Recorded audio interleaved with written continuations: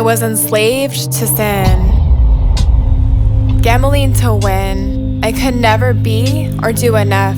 A self-righteous life is rough. Tired of this fake, caked on, dressed up stuff. Searching for love in a world full of lust. A world that is the very definition of what it means to be crushed. Because I have learned in the hardest of ways that you cannot find love if you do not know what it is or where it is found. Ungodly cycles would keep you bound and chained to the ground, while you hold the weight of what society claims it to be, until the world begins to blind you and bind you with the darkness that becomes a normality. That even if you wanted to, is one of the hardest places in life to be able to leave. And when I realized this, I made the decision to finally listen.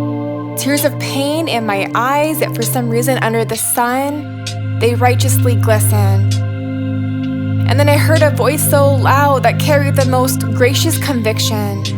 So much so that not a soul in this world could have missed it. And the Lord said, "Daughter, you're on the wrong path, but my grace is sufficient, so you still have a chance. Let me love you in ways you have never been loved." It's called divine romance. Within your heart, there is an opening to choose me in return, so I'm here to take a stance. Beloved, come elope with me. I want a father-daughter dance. So here I am, a bride, establishing stability, and within me is God's Spirit who gives me His ability.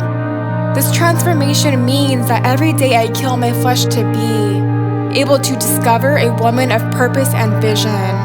I can now see fully in color both my future and past prison.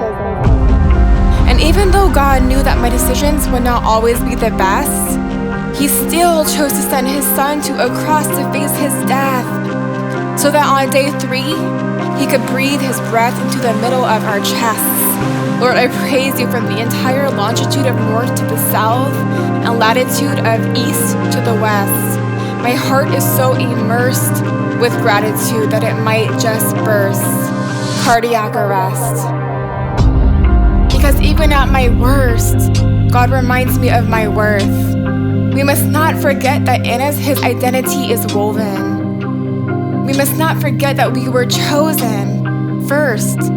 Corinthians speaks so greatly of what love is, and by knowing that God is love and that He loves me just proves that I am His. When the world attempts to tear me down, the Lord always lifts me up and crowns me as a queen, because even in my darkest days, He sees me as pristine, through a lens of pure love that forever leaves me in awe. Because His vision is so perfectly wired that it caused my obedience to religion and law to change to a pure-hearted desire. And I don't know about you, but me, I never again want to see Jesus' face, to Him losing me. So onto my face He is gluing me, every day He's wooing me. Because when I show my groom that He is worth the wait, He never stops pursuing me, to a place where I'm not just a sip or a taste, but I am fully embraced. You see, He's not just a God, He is majesty.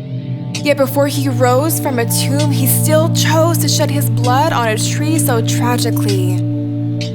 This is not intended to be perceived so casually, because regardless of who has rejected you and attempted to leave so magically, we hold the finest freedom in the highest kingdom, because God loves passionately.